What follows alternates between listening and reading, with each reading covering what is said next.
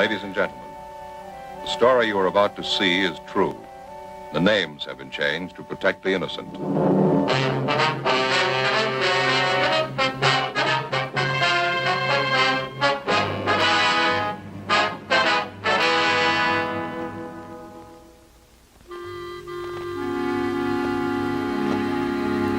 This is the city. Los Angeles, California. I work here. I'm a cop. It was Tuesday, February 3rd. It was cold in Los Angeles. We were working the night watch out of homicide detail. My partner's Frank Smith. The boss is Captain Lorman. My name's Friday. It was 18 minutes past 2 a.m. when we got to number 15 San Jose Street, the Green Light Tavern. A killer was loose in the city. His weapon, a .38 caliber revolver. His objective, robbery and murder.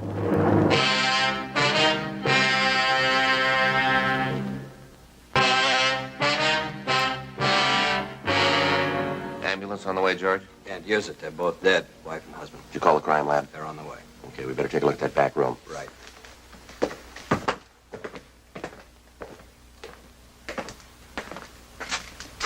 This the way you found him, Crowley? Nothing's been touched. Safe was open when we got here, cleaned out. Shot twice through the back, both of them. They both dead when you got here? The old man was. She wasn't. She say anything? She said the holdup guy wanted all the money in the safe. The old man gave it to him, pleaded with him not to shoot. Yeah. While he was handing over the money, the old man dropped a $10 bill. He said he was sorry, stooped to pick it up. The guy shot him through the back. Mm-hmm. The woman said she turned to grab her husband. Guy shot her through the back. Did you get a description? She didn't last that long. Tough luck. What were their names? Mr. and Mrs. Enrique Cotero, they ran the place. Good people. They always are. Wonder how much money the guy got. Not enough to pay the check.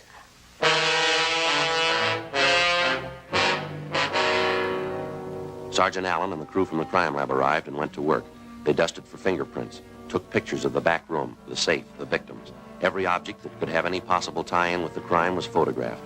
Captain Lorman was with them.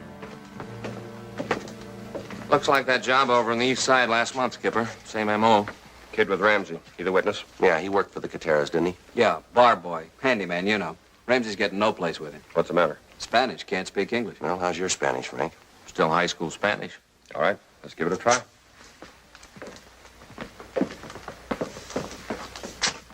Was he the only one here? When we got here, yeah. Trabaja aquí como bar boy, ¿verdad? Sí, señor. 3 months. Mr. Cotero era muy bueno conmigo. ¿Cómo se llama? Juan Pedillo. Vivo al otro lado de la barra, en la casa de huéspedes. What's he saying, Frank? Well, his name's Juan Padillo. He's been working here for about 3 months. He lives next door in the rooming house. Claims he got along fine with Mr. Cotera. Ask him to tell us how it happened. Everything. Juan, queremos saber exactamente cómo pasó esto. Díganos de todo lo que se acuerda. El tiempo. Que tanta gente había. ¿Quiénes eran? Todos los detalles. Toma su tiempo. Sí. Eran como 5 minutos para las 2. Tiempo de cerrar. Mr. Cotera apenas había cerrado la puerta de enfrente. He says it happened around closing time, 5 minutes to 2. Mr. Cotera had locked up the front door. Siga, Juan. Sí. Yo estaba detrás de la barra. Igualmente la señora Cotera. Estábamos limpiando los vasos y poniéndolos en su lugar. Solo estaba un marchante en la barra. Estaba sentado a la orilla de la barra. Allí. Juan was behind the bar with Mrs. Cotera. They were cleaning up the glasses and putting them away. There was only one customer left. He was sitting at the end of the bar. That stool back there. Yeah, go ahead, Frank. Siga, Juan. El marchante creo que se llama Pete. Estuvo aquí anoche y la noche anterior. Siempre se quedaba hasta que cerrábamos. He says the customer's name was Pete. Was in last night and the night before. Always stayed until closing time. Bueno, Juan, siga. La señora Cotera recogió el dinero del registro y se fue al cuarto de atrás. La oficina está allí. El señor Cotera se sentó con el marchante y bebió con él. Este hombre, Pete. Un minuto. He says about 2 o'clock, Mrs. Cotera took the money from the cash register and went into the back room. La oficina. Yeah, the office. And Mr. Cotera sat down and had a drink with this guy, Pete. All right, what happened then? Luego, ¿qué pasó? Bueno, yo limpié los vasos y como unos cuantos minutos después de las 2, llevé una caja de botellas vacías a la bodega. Estuve allí creo que como 5 minutos, cuando oí el ruido. ¡Bang, bang! ¿Qué hizo entonces? Dejé caer las botellas y oí de nuevo. ¡Bang, bang! Entonces corrí a ver. Mr. y Mrs. Cotera estaban tendidos en el suelo. Había sangre. Este hombre Pete salía por la puerta de enfrente. What's he saying, Frank? He says a couple of minutes past 2, he went back to the storeroom with a case of empty bottles. He was back there about 5 minutes when he heard gunshots. He ran out and saw Cotero and his wife on the floor. This guy Pete was going out the door. La puerta de enfrente. Yeah, the front door. Just a minute. Puede conocer a este hombre Pete. Si lo ve de nuevo? Oh, sí, señor, sí lo conocería. He says he'd know Pete if he saw him again. Does he know anything about him? Where he lives? Where he hangs out? ¿Sabes dónde vive Pete, Juan? ¿Dónde come? ¿Dónde se mantiene? No, estuvo aquí hoy, anoche y antenoche. Es todo lo que sé, señor. Pete was in here for the past 3 nights. That's all he knows. Ask him if he remembers what Pete was drinking, will you? Yeah. Juan, ¿se acuerda lo que este hombre Pete estaba tomando? ¿Lo que estaba bebiendo? Oh, sí, señor. Scotch y water. Plain water. Toda la noche lo mismo. Scotch and water. Drank the same thing all night. Same guy? Well, it ties in with that other job over on the east side. Wherever the guy works unconsciously, he seems to order the same thing to drink, doesn't he? Dispénseme. Dispénseme, señor oficial. Hay algo más que me acuerdo de él. Algo más que él hizo. Wait a minute. You remember something else. ¿Qué fue eso, Juan? ¿De qué más se acuerda? Cada noche, él tocaba la máquina de música. Allí. La tocaba mucho. Todo el tiempo pedía cambio. He says Pete played the jukebox a lot. Sí, señor. La misma melodía. Toda la noche. De vuelta y de vuelta. ¿Cuál era esa, Juan? ¿Se acuerda? Sí, señor, me acuerdo. Venga acá, le enseñaré. What's he doing? He wants to show us the jukebox. He said Pete played the same tune all night. Aquí, señor oficial. Esta, la número 14. La tocaba toda la noche. De vuelta y de vuelta. Funny Man. That's the one. Number 14. The tune might be another one of his habits. Let's play it. Go ahead. You got dime? Thanks.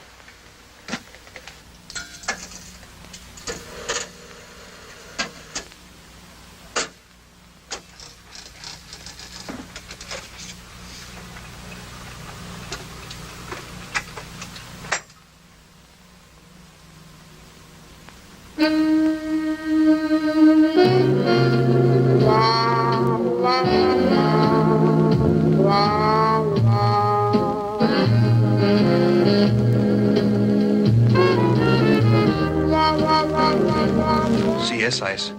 Él tocaba esa. He says that's the one. Must be in every jukebox in town. What does that prove? It's not going to be very much help. A lot of people like that tune. Only one man commits murder to it.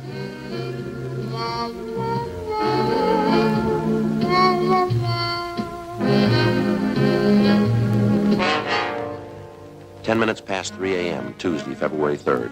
Captain Lorman, Frank, and I left the Green Light Tavern, and we took Juan Padillo, the young bartender, back to the office with us.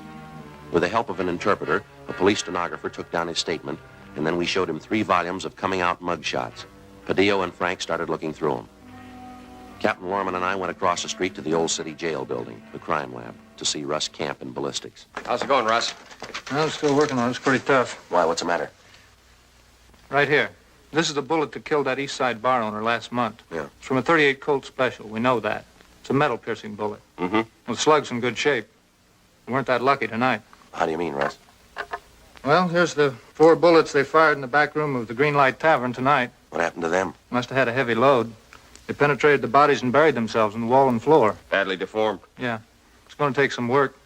Can't tell you much right now. What can you tell us, Russ? Well, I checked the bullets, examined the lands, markings. They got a left-hand twist. And they came from a Colt. Yeah, .38 Colt Special. Same type gun killed that man last month. It's not enough to go to court with, is it? It's enough for us right now. Well, we should get a make on one of these 4 bullets. It'll take a little time. Yeah. Yeah, you see these 2 slugs? Yeah. Lands, grooves, striations. They're pretty badly mutilated. Mm-hmm. There's no chance for any fancy work there, but we still have a good bit left down here at the base of the bullet. And with any kind of a break, you can match him. Oh, I hope so. Grab it, will you, Joe? Yeah, I got it. Crime lab Friday. Yeah, Frank. Yeah. Right away. Smith? Yeah. Juan Padillo just identified the killer. There's his picture.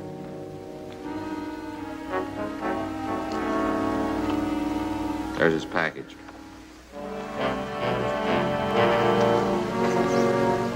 Is Juan sure that's the right man? Dispénseme, señor oficial. ¿Qué dijo usted?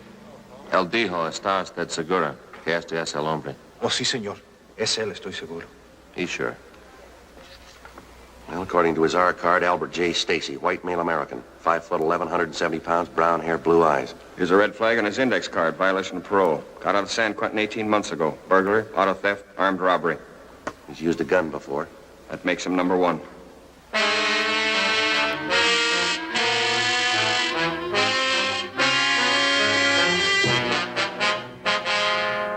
By 4 a.m., an APB and a radiogram on Albert Stacy had been dispatched. The manhunt got underway. At 10 o'clock that morning, Sergeant Allen reported on his findings at the scene of the murder. No fingerprints, no additional physical evidence. We counted on getting the suspect's prints from the glass that he was drinking from at the bar. But either Mrs. Cotera or Juan had unknowingly given the killer his first big break. All the glasses had been washed, wiped, and neatly put away before the shooting.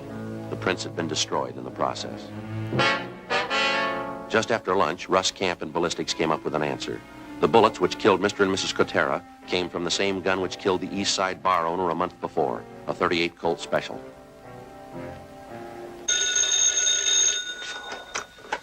Homicide, Lorman. Yes, Crowley. Where? Good, thanks. I just picked up Stacy. They're bringing him in. 6 p.m., Tuesday, February 3rd. Albert Stacy was booked at the main jail on suspicion of 187 PC, murder. On his person was found a .38 Colt Special. The gun was immediately taken to the crime lab for examination. Stacy was brought to the interrogation room. Frank and I questioned him for 4 hours. He denied any connection with the 2 robberies and the murders. At 10 o'clock that night, we set out for coffee and sandwiches. Stacy ate heartily. He was worried, but he didn't have the attitude of a trapped murderer. The questioning went on. Midnight came. Stacy hung on to his story. He refused to say where he was at the time of the killings. He had nothing to do with the robberies, nothing to do with the murders. At 4 a.m., Frank and I took time out for a smoke. He's bound to break. He's got to. Well, either he's a great actor or I'm tired. He doesn't strike me as a guilty man. Well, I'm with you, but what about his record and the mugshot the kid picked out? Seaman. How's it going? Nothing. Russ Camp just called about Stacy's gun. Yeah. Maybe we found the right man, but we got the wrong gun.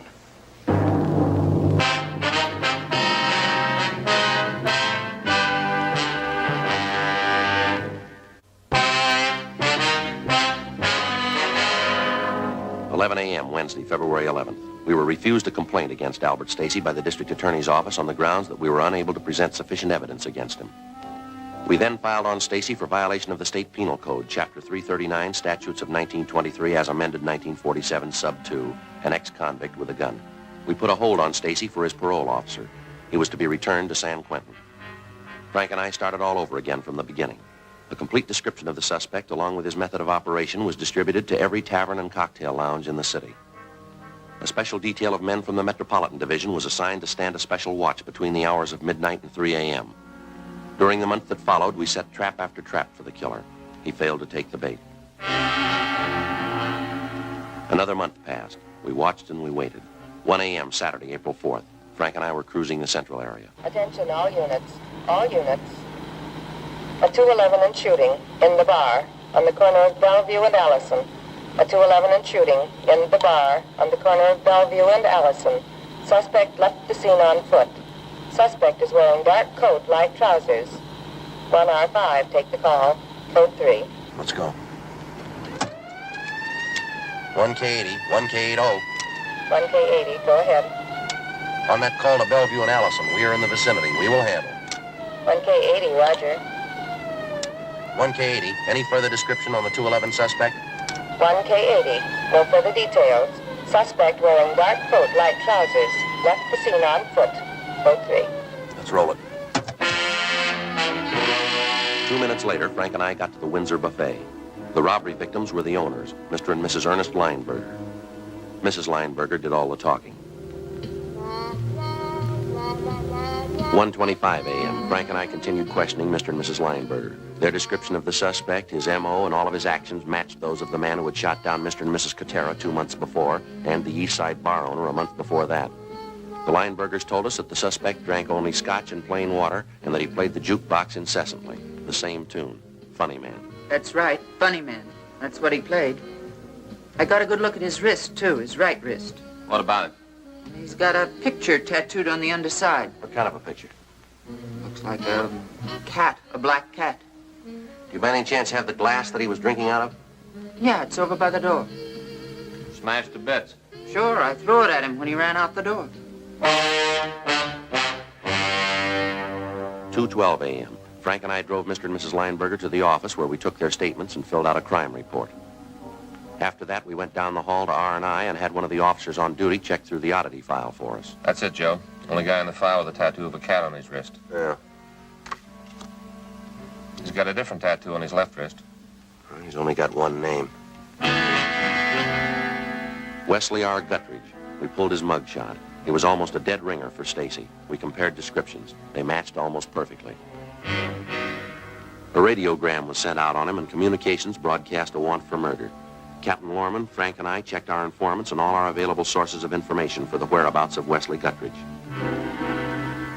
There was no trace of him. 2 days passed. We continued cruising the Central and Hollenbeck Park area. Unit 1A5, out for 7, KMA 367.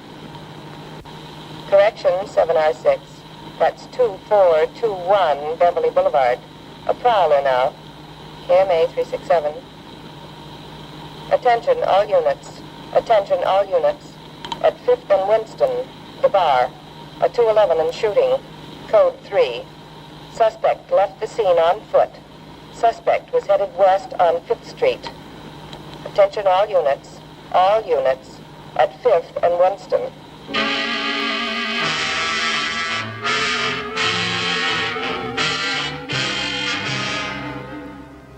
The name of the place was Doris and Jim's. Inside, we found a man lying on the floor, face down. He was dead. There were 3 bullet wounds in his back. Jim gave him the money. Every penny of it. He asked him for it, and Jim gave it to him. He didn't have to shoot him. Didn't have to kill him. We gave him the money. Shut that thing off, will you?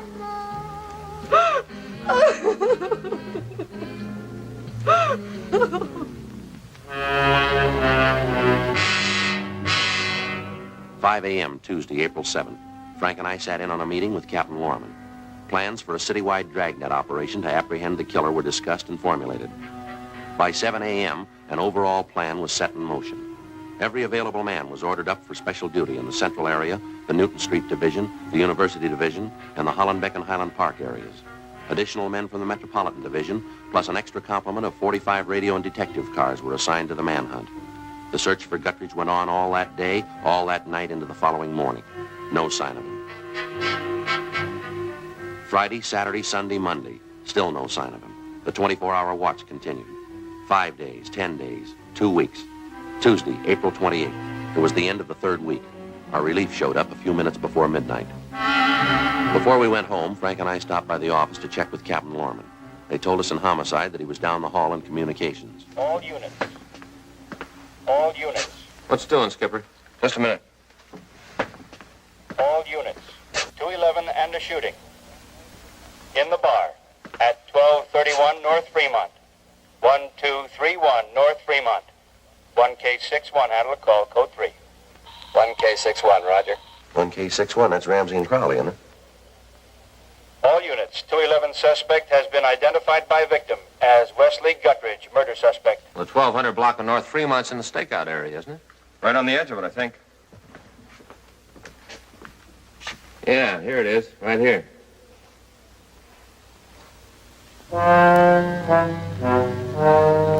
Guttridge is going to have a rough time. The neighborhood here should be pretty well covered. All units on the 211 and shooting at 1231 North Fremont.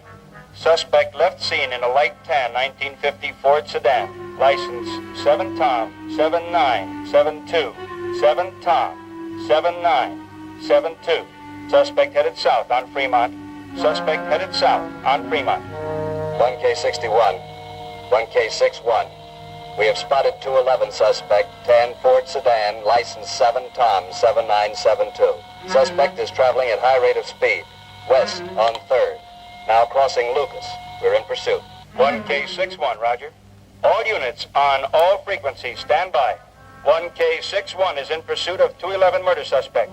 Suspect is heading west on 3rd Street. Now crossing Lucas Avenue. 1K61, pursuing suspect west on 3rd Street. Now crossing Union Avenue. Push it, Jim. Don't lose him. 1K61, roger. All units. Suspect headed west on 3rd Street, crossing Union Avenue. Units 1R13, 1A17, 1R19. Block the intersection at Westlake and 3rd Street. 1R13, roger. 1A17, roger. 1R19, roger. Units 1R11 and 1A12. Block the intersection at 3rd Street and Alvarado. 1R11, roger. We're closing in on him. 1K61, 1K61. Suspect now headed north on Burlington, crossing Miramar. North on Burlington, crossing Miramar. Watch your truck, Jim. 1K61, roger. All units. Suspect now headed north on Burlington, crossing Miramar. North on Burlington, crossing Miramar. Maybe they got him blocked.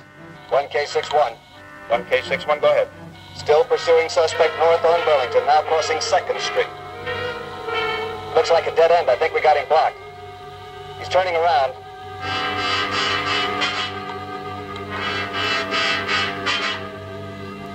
Watch it, Jim. Here he comes. Look out. There goes our windshield. You see all right, Jim? 1K61, 1K61. Maybe you heard it. He got by us. Suspect now headed east on Beverly Boulevard, crossing Belmont. Are you receiving us? 1K61, we are receiving you. All units. Suspect now headed east on Beverly Boulevard, now crossing Belmont. 1K61 is in pursuit. 1K61. Suspect just turned off Beverly onto Figueroa, heading north on Figueroa, crossing Temple. Just a minute, hold it. He just turned down Alpine. Hold it. Turned again. Suspect now headed north on Alameda, headed for the Southern Pacific train yards. Now crossing North Broadway, going into the yards. Don't lose him, Jim. All units. All units. Converge on Southern Pacific train yards. All units. Converge on Southern Pacific train yards. From North Main to the river. From Alhambra Avenue to Macy Street. Suspect is in the yards. Suspect is in the yards. Not making it easy. He's got nothing to lose. 1K61. 1K61. 1K61, come in.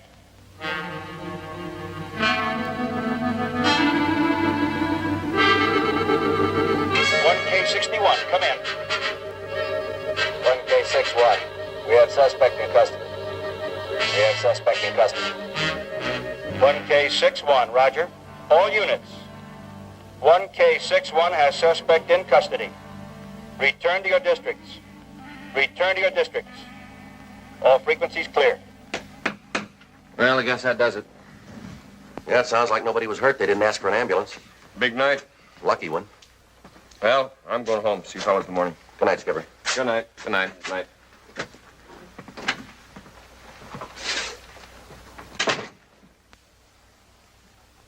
KMA 367. Time check, 12:30 a.m. How about that? What's the matter? This wristwatch of mine. Jeweler worked the whole thing over. Gave it a complete overhaul. Look at that, Joe. 5 minutes slow. Wait till I talk to that jeweler. Well, how long ago did he work on it? Well, just 4 or 5 years ago. Why? Good night, Frank. Yeah.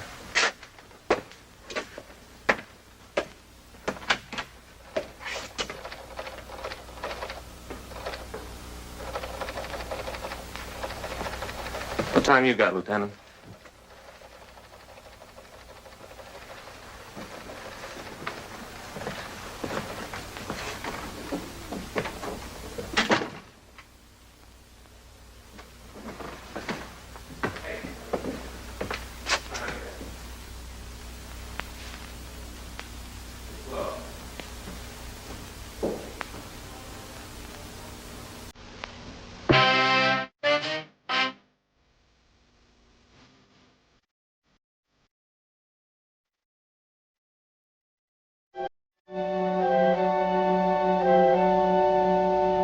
On August 28th, trial was held in Department 82, Superior Court of the State of California, in and for the County of Los Angeles. In a moment, the results of that trial.